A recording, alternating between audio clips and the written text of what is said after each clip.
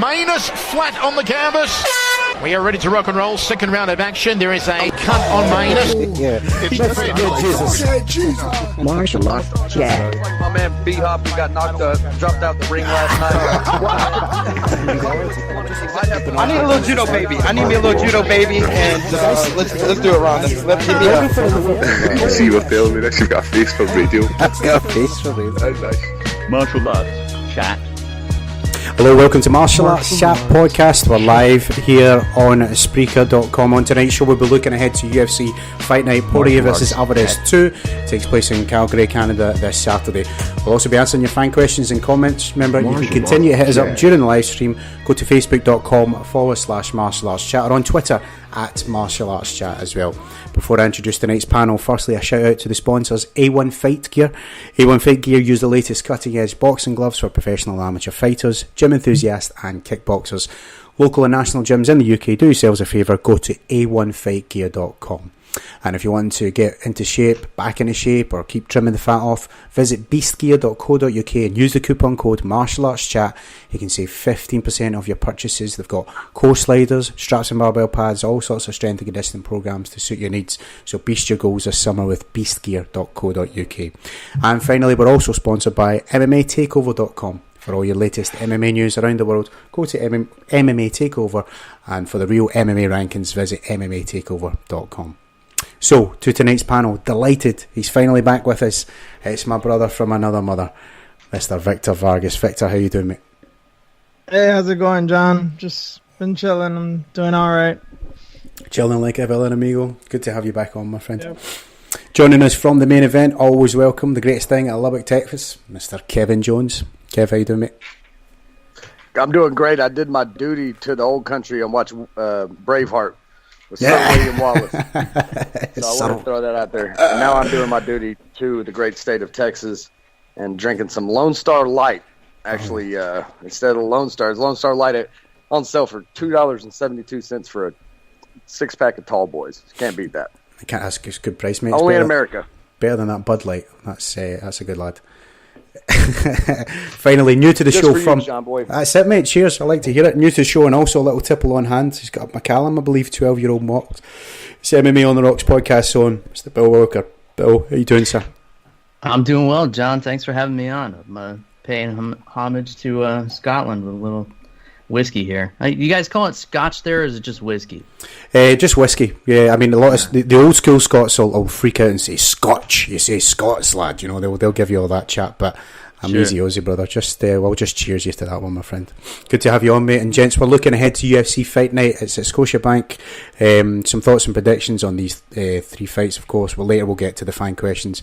Let's start with Joanna Jędrzejczyk takes on Tisha Torres. Both ladies looking to bounce back from recent losses here, get back into title contention. So we'll start with Victor on this one. Victor, give me your thoughts on this strawweight contest, sir. Oh yeah, going with the ladies first, so you go with me first. Yeah. I've actually been calling for this fight for a while. I've had my eye on Tisha Torres since the beginning of her career. I saw her fight Van Zandt back in Invicta like 5 years ago, 6 years. I don't even remember when it was, but I always thought she was pretty promising in the division, even when people would shit on her and think that she was just mid-level talent. Right. And I actually thought even when Joanna was undefeated that she could give her problems.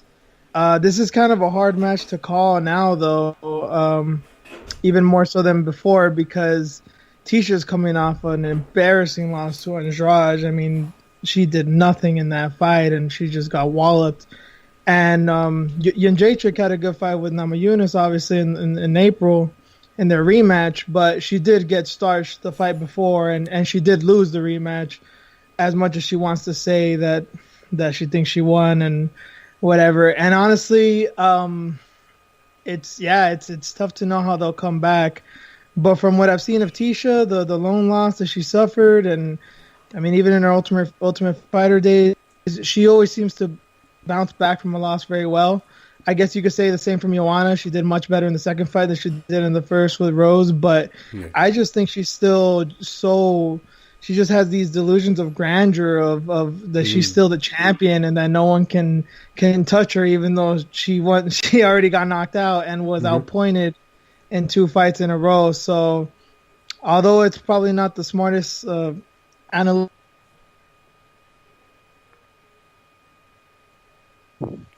Oh, Victor, you still there, amigo? I think we may have lost him.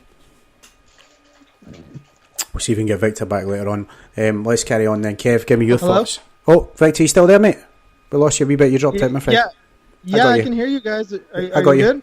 Yeah, we're all good. We just you seem to drop it there. Let me just hold on. Let me adjust something. Maybe it's a little bit better. No, what I was just gonna say was that Tisha. I'm gonna go with Tisha just because I think she's always bounced back from her losses better. And I don't think she can take Joanna lightly. And I have a feeling that Joanna, even if she doesn't take her lightly, she thinks she's probably already better than her. And I think she thinks that the skills that she already has will be enough. And I think she's kind of misguided in that. Yeah, I like what you said about delusions of grandeur. It's almost like a knockout and you could look at it like a knockout and a points defeat, both title fights. It's not phased her, but yeah, it's like it's not phased her to the degree that she's living in Joanna world. You know what I mean? Like she's almost like she can't handle the real world, so she's sort of invented her own to a certain extent. We'll see how this one comes to the full, of course. She's actually, it's kind of interesting. Sorry to cut you off, but it's interesting because I guess she's most people would put her as the parallel to Ronda, even when Ronda was on the scene, and everyone would have got mad at Ronda that she just cried and went into a hole and disappeared, and she doesn't want to hear the criticism. And Joanna's similar, except that she's just like, no, I never lost. What are you talking about? It's the complete opposite. She went like full Tia's brother with it. Yeah, that's probably quite right. Hey, Kev, let's hear your thoughts, mate. Your thoughts and your predictions ahead of Torres and Jędrzejczyk.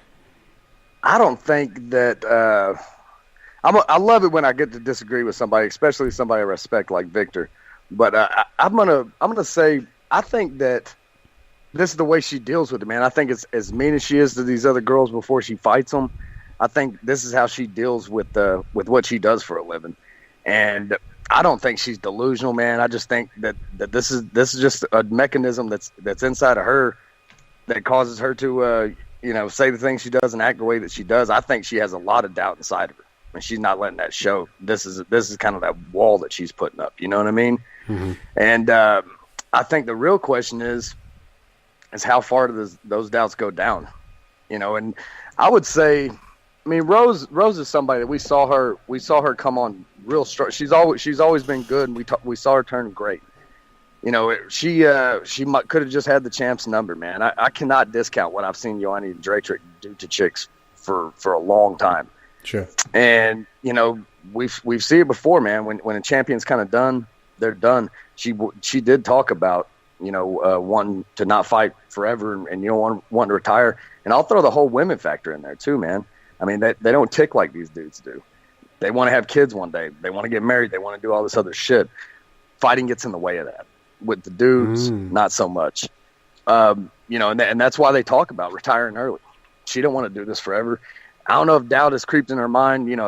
If that played something into it, I know the losses have to be lingering.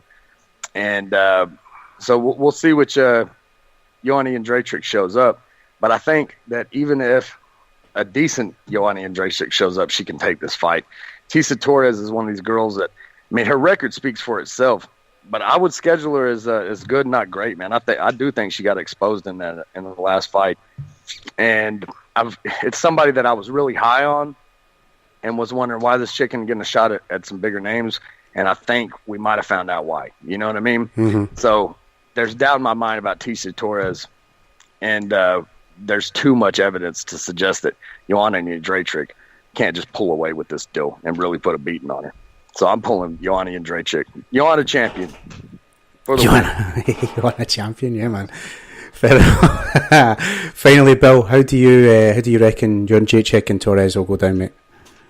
Yeah, this is a great fight, John, and I think both of you gentlemen made a lot of great points about the psychology here, which definitely plays a big factor. But if you look at the skill sets, Joanna has never really struggled with grapplers, and Tisha definitely has a grappling advantage in this fight. But what has beaten Joanna, and the only thing that's beaten Joanna is pressure and striking.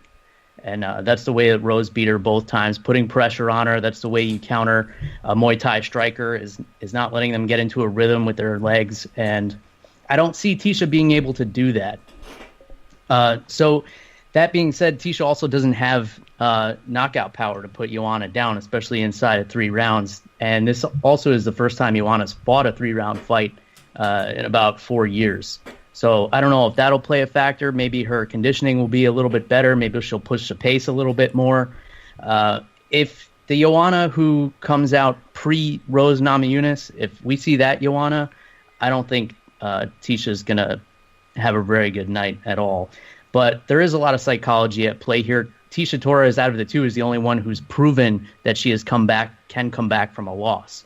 Joanna hasn't been able to prove that yet, since her only 2 losses as a pro have been in her last 2 fights. So yeah. I think it's a really interesting fight. I think if you go skill for skill, there's no way that Joanna loses this fight. But if you take into account all the psychology and the toughness of Tisha Torres, then it could end up being a rough night for Joanna. So I don't really have a pick. I mean, I guess if you put a gun to my head, I'll take Joanna. But I think there's a lot of factors at play here, and we're going to see an awesome fight. Fair play, mate. Co-main event sees Jose Aldo matched up against Little Heathen Jeremy Stephens, and I'm a sucker for momentum, right? I think Stephens, he's going to weather that initial blitz from Aldo, and then just take the W and put himself right in title contention, really. Although obviously it's up in the air with how things are going down with Holloway. We don't really know what's happening with the belt and the champ and all the rest of it. But I think if he takes the scalp at Aldo here, it's Jeremy Stephens' time, if you like. But let's hear the panel's thoughts. I'll start with Kevin this time. Kev, how do you see Stephens versus Aldo go down, mate? If you see a theme developing on this card, man, this is not by mistake. This card has the overall feel of former champions trying to get back on it. Mm-hmm. Jose Aldo is spent, man. I think he can still beat a lot of guys, but I don't think we're going to see the Jose Aldo that we saw for so many years. I think the injuries and that loss to Conor really flipped that guy's whole mindset on its side. And Jeremy Stephens is just the type of guy that you don't want to be banging it out with when you have doubts in your head, dude. Hey, we know what Jeremy Stephens is going to do in this fight. Mm-hmm. I see Aldo going backwards, and I see Aldo getting caught quick. I don't know if he's going to be able to keep those leg kicks going and keep them out in front of him and keep this guy off. I mean, Jeremy Stephens is a mean dude, and he's a big dude, man. Mm-hmm. And he can get in there and cause some problems for Jose Aldo in a hurry. And I see Aldo freezing up, and I see him getting caught. I see him making a mistake because of the power of Jeremy Stephens. So, I mean, for me, I love Jose Aldo, but it's just kind of like how Silva fell off, man. I mean, it's in his head. I think the physical gifts are probably still there, but the guy's not. He doesn't fight the same after that loss. No, I think you're 100% right about that, mate. I can't see it going any other way. I really can't. I may be proved wrong, but yeah, that's definitely how I see it going down. Bill, how about you? Give me your thoughts, maybe your predictions for this co-main event. Sir. Yeah, I'm not ready to write Aldo off just yet. I don't know if I'm just holding on to some old memories of Jose Aldo and how dominant he was in the WEC, but he's only 31 years old, and I think we've seen that the blueprint to beat Jeremy Stephens is having a game plan and sticking to it. So if we see the Jose Aldo of old come in here and work those brutal leg kicks to slow down the flurry of Stephens, I think if he fights a very technical fight, we could see Jose Aldo pulling out a late TKO or a decision victory here. Now, if he gets into a slugfest with Stephens, that's going to be a different story. I don't think his chin will hold up, especially how much it's been softened up over his last 4 fights here. But, if you want to play devil's advocate here, the fight against McGregor did a lot to his confidence, but, this guy is still a world champion, and his only 2 losses after that come against probably the best featherweight on the planet right now, and who is a giant man for this division. So I don't know how much you can hold those things against Aldo. He still is pretty young, although he's got a lot of miles on him. all that rough training in Brazil that he's done throughout his career is definitely taking its toll. But I think if he comes in with a game plan and works those devastating leg kicks to slow Stevens down, I think this could be Aldo's night. Make some good points. If I could add one thing, please. John Boy, I always think about boxing, man, and when we have a larger sample size of so many years documented of this deal, guys that size, man.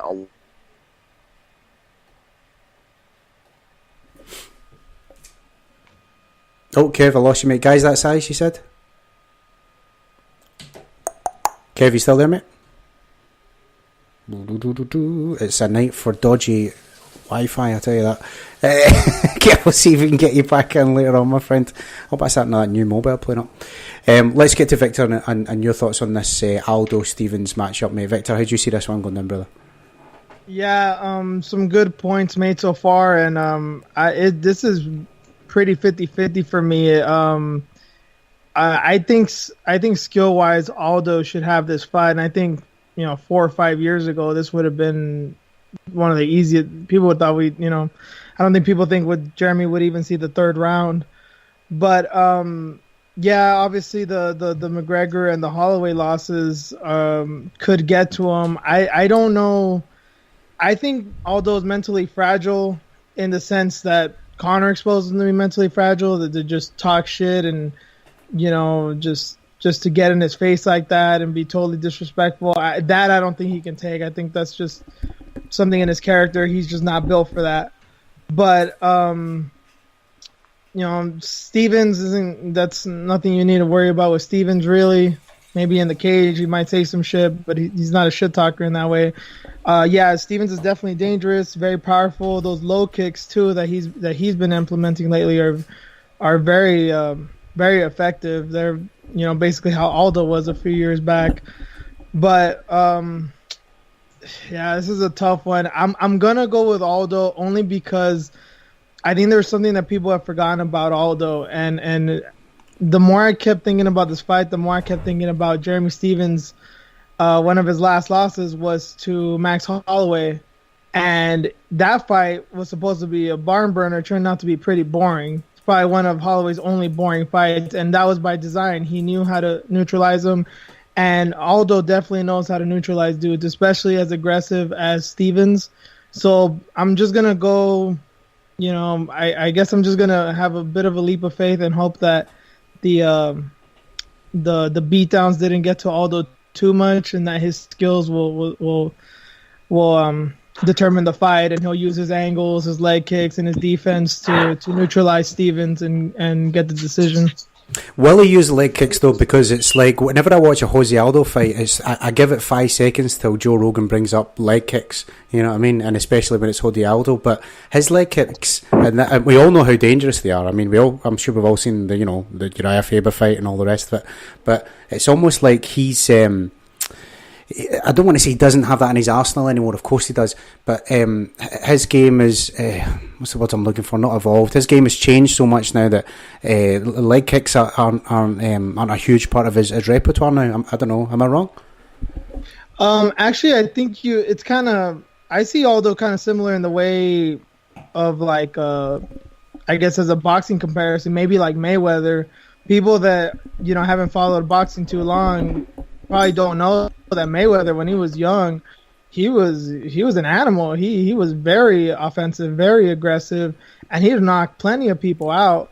And once he started getting in the 30, 31, once he started getting in a little bit more into his prime, that's when he decided just with the jab, the 1-2, and decided to limit his arsenal just to do enough to win the decision. And I think Aldo's done that a while back. I mean, I think the last time he used real effective leg kicks were probably maybe the Ricardo Lamas fight, but honestly, you might even have to go down to the Kenny Florian fight to be like where people were really scared of him. So yeah, the thing is too though that I feel even in that tactic that if Stevens kicks him, I don't think Aldo won't kick him back, and I think as tough as Stevens is, that will affect him. So even things like that, I think tactically can aid Aldo. What I'm afraid of is obviously that he eats just a giant Rafael dos Anjos uppercut in the first round and he gets starched the way Yeah. That's what I'm afraid That's of. possible. Barring that, I think he should do okay as long as he's mentally okay and doesn't get hit with a giant, cannon in the first round. Yeah. We know what to expect from Jeremy Stephens, and that's one of the things that I like watching him fight. It's we all know what he's going to do in there. It's he's not going to come up with a master game plan, is he? He's going to charge forward and look to take your head off, and that'll do me nicely. Guys, let's move to the main event. It sees the rematch that I'm really excited for. It was cut a little bit short last time with the illegal knees and the no contest, but I mean it was amazing up to that point, and I'm hoping for more of the same. Maybe lightning will strike twice here, who knows. Let's get the panel's thoughts. We'll start with Bill this time. Bill, how do you foresee Alvarez versus Poirier 2, my friend? This is another one that's really tough to pick a winner. It's kind of like flip a coin. And the last fight, Poirier came out of the barrel hot, and he dropped Eddie a couple of times, and then it got into a brawl, and Eddie dropped Poirier, and it was such an awesome fight. I'm really looking forward to this rematch. What was that? I'm just saying, I'm agreeing, man. It was amazing. Yeah, I was just visualizing it when you were describing it there. It was awesome, man. Yeah. Yeah. So these are two guys who are both very similar, and neither of them have really gotten the credit that they deserve in the UFC yet. Eddie Alvarez held the title for a hot second before he got in there with McGregor. These are both guys who fight on their emotions and in different ways. When Poirier has his emotions in check, he's one of the most dangerous lightweights on the planet, bar none. But when he gives in and starts brawling with people, that's when he starts getting into trouble and getting caught. Eddie Alvarez, on the other hand, when he's fighting angry and he's throwing flurries, that's when he's at his best. Aside from the Conor McGregor loss, most of the time, if Eddie Alvarez is fighting with emotion, he's fighting fierce. So this is going to be a real psychological battle here because these guys are pretty equal in skill sets, but it's going to be who's able to control their emotions the best inside the cage. And all that being said, I think if Poirier can stay composed in there, I see him coming away with this one. I see him having a smart game plan and not getting into a brawl with Eddie like he did late in the last fight, and probably taking this one. That'd be awesome, mate. Good shout. Victor, what are your predictions for this main event, mate?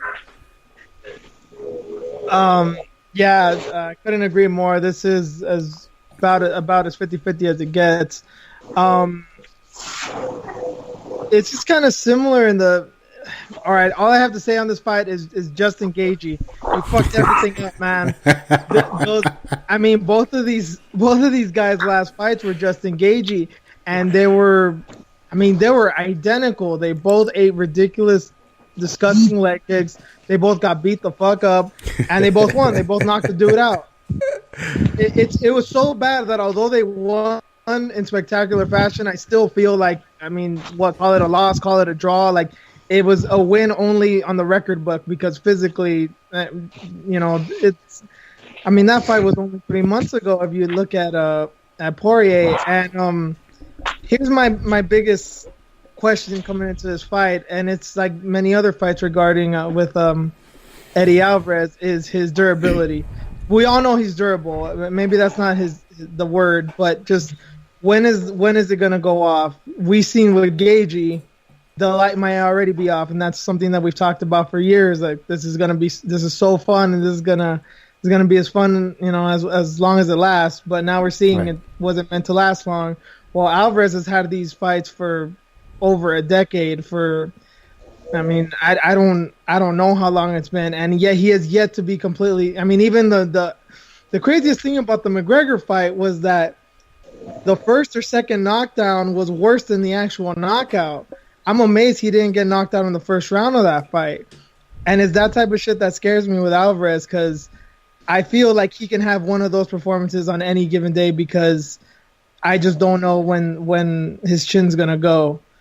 But with Poirier, he had that brutal fight just 3 months ago. So I guess I'm just going to go with Poirier. I guess just because I'm going to go with Poirier just because I can't trust Alvarez, and that's kind of been the thing with Alvarez for like the past 2 years, that you can't 100% confide in him to get the W. I think I'm just going to go with Poirier, but it is just a coin flip. Fair play, mate. It is a tricky one. I'll just make sure we're there first. Kev, can you hear me, my friend?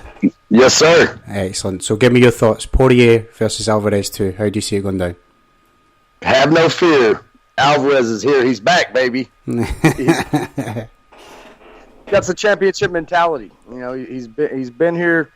He's been there. He's lost it. He's got it back. He got that fire back, man. I'm going Alvarez. I think that Alvarez feels like he should have won the first fight, and all we'll touch on that is only in Texas, man. Give a shout out to Big Greg down there at the Texas Licensing and Regulatory Department. I mean, this thing is fucking ran. This thing is ran as if.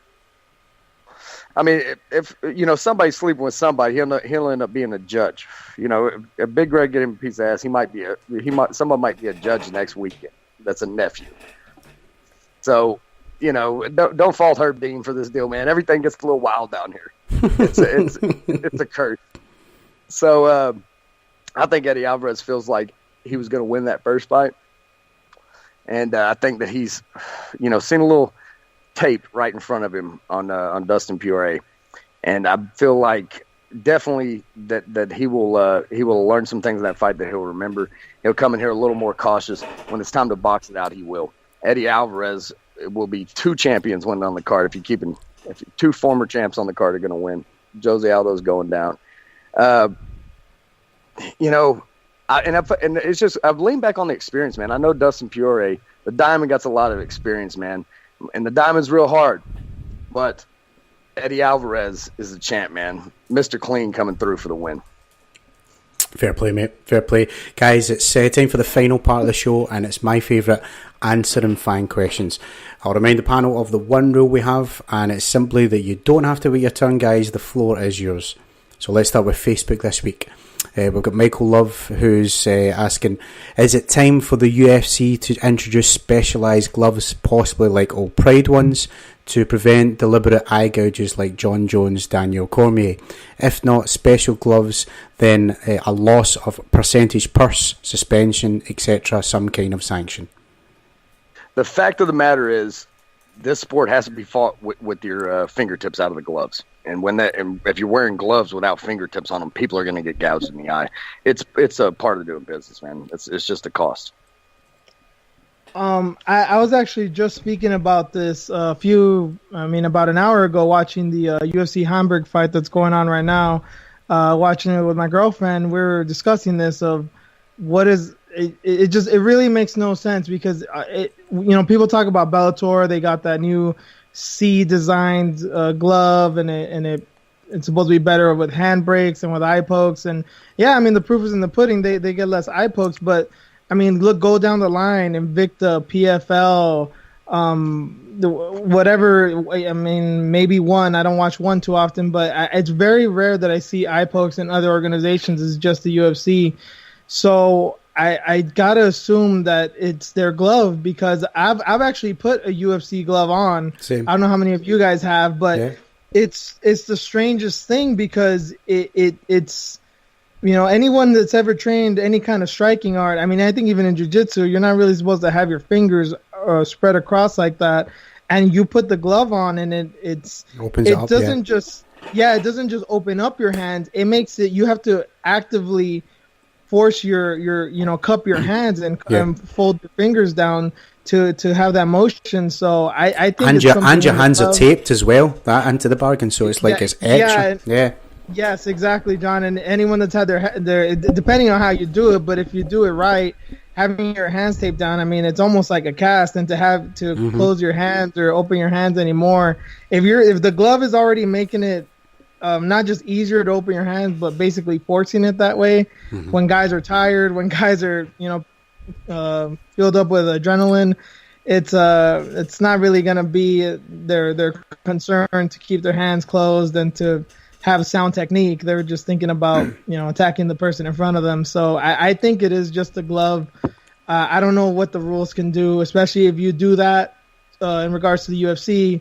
You basically have to go across the board, and you have to do it with the other organizations, which really don't have this problem. So I think it just goes down to the glove. Yeah, I think the Athletic Commission is doing a great job lately because they've been warning fighters a lot more about moving forward with the open hand.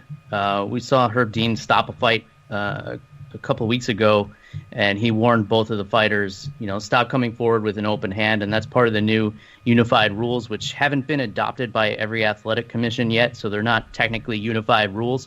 But I think that's a good step forward. I don't know how much changing the gloves or having a fine or anything like that would change intentional eye pokes. If guys want to cheat, they're going to find a way to cheat, no matter what you do. Yeah. So if you start thinking about every way to stop guys from cheating, you're never going to stop making rules or coming up with fines or anything like that. So I think it's one of those things the Athletic Commission has to do their best to make sure it doesn't happen. And other than that, we kind of just got to let it rock. No, I suppose you're right, mate. Let's move on, guys. Kieran O'Donnell on Facebook is asking, who is a bigger douchebag, Dana White or Brendan Schaub? Hashtag Eskimo Brothers. They seem to kind of try to be outdoing each other lately. So right? Just to explain for you, John, because I know you're not following the Housewives drama between these two. What happened was there's been tension between Schaub and Dana White ever since Brendan Schaub left the UFC, 6 years ago. Schaub had his problems with Dana at the time. Who knows what happened behind closed doors. So Brendan Schaub said on his podcast that he was talking about kickboxers don't always transition so well to MMA, and he was talking specifically about Gokhan Saki and his loss to Khalil Roundtree that night. Now, Israel Adesanya thought that Brendan Schaub was kind of targeting him. I guess he only heard the part about kickboxers not transitioning well. So he made a post, and then Dana White commented on that post, "Don't listen to this guy. He's washed up. He could never make it as a fighter." And Brendan retaliated, and everyone's been calling them Eskimo Brothers because they're insinuating that Dana White has slept with Ronda Rousey, and of course Brendan Schaub is Ronda Rousey's ex-boyfriend. So Eskimo Brothers, of course, meaning two men who have slept with the same woman. So that's the long and the short of it. That's the 10-cent tour of this. This wouldn't even be a story if Dana White hadn't said anything. No, I mean, I don't. Did you expect him not to say anything, though? That's the thing. Do you know what I mean? Of course he's going to react. He's like Donald Trump on Twitter. He can't help but, respond to something like that. Yeah, he does love kind of getting into these things. I guess he gets a little enjoyment out of it, and it's win-win for him. I mean, people are talking about the UFC at the end of the day, and if it's getting them to listen to Schaub's podcast or getting them to, follow Dana White on Instagram, it's really a win-win for him from a marketing perspective here. Who initially coined the phrase Eskimo Brothers? Was that Schaub that came up with that, or was that just something that came off the back of it? No, that's a social thing in the United States here. That's something, I believe it comes from the college community. When two buddies have hooked up with the same chick, you're forever Eskimo Brothers. That's a bond that can't be broken. Yeah, but Schaub is the one that said it. He said, he was talking all this shit. Yeah, and then he said, besides Dana, Eskimo Brothers shouldn't talk to each other this way. So that was the weirdest thing. That was the weirdest thing is that he tried to put it as a burn to him, and it's like, I don't know, man. That's a weird way to go about it. And all I will say is I saw someone tweet. I'm sorry, I forget who it was. I wish I could give him the props, but I saw it was a girl who tweeted, Schaub is definitely the kind of guy that'll show your nudes to all your friends when the relationship is over. He's pure trash. So I know that doesn't have much to do with this, but I thought that was spot on. I guarantee you his little comedian buddy wrote that joke for him. He couldn't have came up with that on his own. Exactly. By the way, just to answer your question, Kieran, Schaub's the bigger douchebag, and that's saying a lot coming from me. Guys, let's move on to Twitter. @ElsForElf says, I think Joanna should move up to flyweight after this fight. Win, lose or draw. She always seems to... Someone's opening a bottle there. Who was that? Check me. I just had a drink at port, and I know that already. This isn't the question. I'm sorry. ADD's playing up. I'll carry on. @ElsForElf. I think Joanna should move up to flyweight after this fight. Win, lose or draw. She always seems to struggle with the weight cut, and Joanna at 125 makes a very interesting division, in my opinion. I wouldn't say she wouldn't succeed there, man, but I just think she fits so well to 115 pounds. And if she can make that weight, that's the weight she should fight at. Be easier, right? Oh, yeah. I mean, 10 pounds up, dude. You know, we're not talking about a jump from 147 to 154. That power difference isn't that much. But I mean, I think she can make a splash there. But I mean, why? You know, strawweight's her division. Own it. You know, go get back on top and own it if that's what you want to do. And I'll go back to point to the same fact that I said earlier, man. She's not going to fight for very much longer. You know, she's had it in her head. She's not going to fight for that much longer. I think she stays down there, works her way to get another shot at that title. But I mean, going up at flyweight, yeah, she could have success there. But why? Why fight 10 pounds heavier and get hit that much harder? You know? Yeah. I think Kevin brings up a good point, and yeah, he's right. She has talked a lot about retirement, but I got to bring it back to your boy DC, man. You're saying that that's my man, my main man. It's all about that fried chicken. What a traitor Popeye's you chicken. are. No, but seriously, DC saying he's saying he might retire by March, and that's why he wanted to get the 2 belts and defend another one and do what no one else has done. I think she should do that. She'd basically be she's the only one who'd have a real shot to have success in two divisions. To me, the biggest question in this is Shevchenko, because for those that don't know, they already fought, I believe, 3 times in Muay Thai. Shevchenko won all of them. Oh wow! And I know this is MMA. Things are different, and I think Shevchenko has a grappling advantage. If that fight were to happen, I'd favor Shevchenko again. The question is Joanna motivated enough? If she goes up and Shevchenko is the champion, that she wants to take her on? To me, the most obvious thing would be, if that is a question in her mind, if Montano wins, which I know everyone's saying that Montano has no chance against Shevchenko. If she does win, and I do give her a small chance she could, if she does win, I don't see any reason why she shouldn't go up. I think Shevchenko is a not as bad a style matchup for Montano as Jędrzejczyk would be because of the activity. But that's just my 2 cents. I think she'd be very good at flyweight. It's just a matter of whether she'd be willing to face Shevchenko for a 4th time and risk 4 losses to the same person. Yeah, in a different sport, but on a personal level. Yeah, I know what you're saying. Yeah. No, absolutely, mate. Guys, we're a wee bit short on time. I just want to get 2 more in before we wrap up. Last 5 minutes. At Ole66 on Twitter. Thanks for getting in touch, mate. Says, who would you guys like to see fight Gustafsson now that Ozdemir is out of that fight? Definitely Yoel Romero. I think this fight has to happen. No, forget Jesus! He's a favourite in the show, mate. I love him. I would love to see that fight. I think Romero has needed to move up to light heavyweight for a long time. Yes. It's a division that needs to be mixed up a little bit. If this guy is going to make a run at a title, it has to be at 205. He's getting up there in years. I don't know what's keeping him looking so phenomenal and keeping him out of trouble with USADA at the same time. But whatever he's doing, I think Cuban horse meat. I think that's an awesome fight, Gustafsson and Romero. Yeah, man. I think that's a fight to make. It's a good fight, man, but does it really benefit Romero? The guy's in a tough spot, man. He's so short and he's so muscled up from years of freestyle wrestling. Who gives a fuck? Who gives a fuck? Look how much taller Luke Rockhold was. There's not. Man, I'm telling you, he's just stuck in the spot that he's stuck in, man. And his career is definitely coming, winding down. But you never know, man. This guy, they lie about their ages in Cuba. He might not know how old he is. I'm serious. The guy could be 35. He could be 45. Who fucking knows? But no, I mean, you can't. He can't. One was single. I don't think he's got any career longevity at fighting at 205 pounds. But no, I mean, it would be a great fight. Watching Yoel Romero fight anybody, I enjoy, man. Yeah, I want to see I just love it. Kevin does have a good point with the birth certificate stuff. That shit is for real. And if you don't believe that, I believe Joey Diaz has said that he and or his mom have 2 different birth certificates. So that is being, especially in Cuba. Fact, I'm not making that man. I just got to say, as someone who's going to 227 here in my hometown of LA, I don't know who it is. I think it gets someone off the crowd. I just want to see Gustafsson fight, man. I've been a fan of his for a while.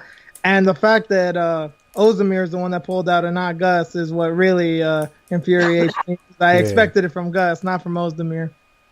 Yeah, in Scotland we call that a scunner. Yeah, that's a real kick in the teeth. We're really short on time. Just a quick pick for this one, guys. It's Alan Payne, good friend of the show, at Alan Payne on Twitter. He said, MSG this year, what would you rather see? Conor versus Khabib, GSP versus Nate Diaz, or Floyd versus Conor? I don't think Floyd versus Conor's going to help me. The first one. I mean, there's not even a question about it. I mean, nobody wants to watch fucking Floyd versus Conor in any fucking thing. I don't want to watch them fucking play bocce. You don't want to see these mixed rules things that they've got going on? No. You don't fancy it? I don't. And not only do I not want to see it, I don't want to have to fucking talk about it for 3 months. I mean, it's going to be months, at least minimum 2 months. It's going to be like 3 months. I was going to say 6 4, months. 5, yeah. 6 months. Yeah. I mean, I don't want to fucking have to talk about this several times to everybody I see, man. This shit just pissed me off, man. It got way on my fucking nerves. There goes the build-up podcast, I can count Kev out. No, man. The first fight's the only one that makes sense. What was the second fight? He went to Nate Diaz. Yeah, GSP. Did y'all watch? Did y'all watch the Nick Diaz GSP fight? Exactly. We saw that fight already, right? Yeah, I mean, we fucking seen that shit. Yeah. GSP. I'd like to see GSP fight fucking somebody. I mean, but Conor Khabib, that's the fight that people want to see, man. Yeah. I don't think any of these fights are likely. I don't think Conor McGregor is going to be fighting in New York, especially after his antics a couple of months ago. We know how finicky the New York Athletic Commission can be. I think they just confirmed that too. So I really don't think that'll happen. I don't think we're going to see any of these fights. I would like to see personally Ben Askren get in there against Khabib, but that's just me. I got 3 words for you. Fucking Brock Lesnar. Put that out. Well, he's got the fight with the TRT, or no? Is it TRT? Is it just straight up steroids? Is that how they do it in WLD? Anyway, guys, I'm sorry, but we're out of time. We're out of time on the live show, and that's just kind of how we do it. So my thanks to the panel here today. We've been reacting a little bit to UFC Hamburg, where we're looking ahead to UFC Calgary. Takes place on Saturday. The next roundtable will be looking ahead to UFC 227, Cody Garbrandt versus TJ Dillashaw 2. So there'll be a cracker there. But I just want to extend my thanks to the panel here at this time, starting with Victor Vargas, Juice MMA. Victor, thanks for your time, brother. Tell our listeners all about the wonderful work you do online, sir, and where to hit you up. I haven't been on. Well, you can find me on Twitter as always. Haven't been writing too much, but I'm gonna get back on it. And Juice_MMA on Twitter, Instagram is where you can find me. Awesome stuff. To Mr. Kevin Jones of the Main Event, let the Martial Arts chat listeners know all about the greatest thing coming out of Lubbock, Texas, mate. Live on Double T 97.3, or I'm sorry, it's 104.3 now. On Double T 104.3. Sundays 8 to 9 at Central Standard Time. You can check us out on Double T 1043.com, and you can always download the Double T 1043 mobile app. Listen to the show anytime you want to. Just check out the podcast page. Thank you, brother. Finally, to Bill Wilker. Bill, thank you very much for your time, mate. Let us listeners know all about MMA on the rocks, my friend. Cheers, John. Yeah, thanks for having me on. If you want to get a hold of me, it's at MMA on the Rocks everywhere on social media. Do a weekly podcast, usually on Sundays here in the United States, and try to stay over the top and under the influence at all times. Certainly, mate. Awesome stuff. If you've liked this podcast, be sure to subscribe on iTunes, and also follow us on Twitter. It's at Martial Arts Chat. Give us a like on Facebook as well. Go to facebook.com/Martial Arts Chat. Like I said, we'll be live next Sunday. Looking ahead, to UFC 227. It's Cody Garbrandt versus TJ Dillashaw 2. I'm John Boy McElroy, and I'll catch you next time on the Roundtable.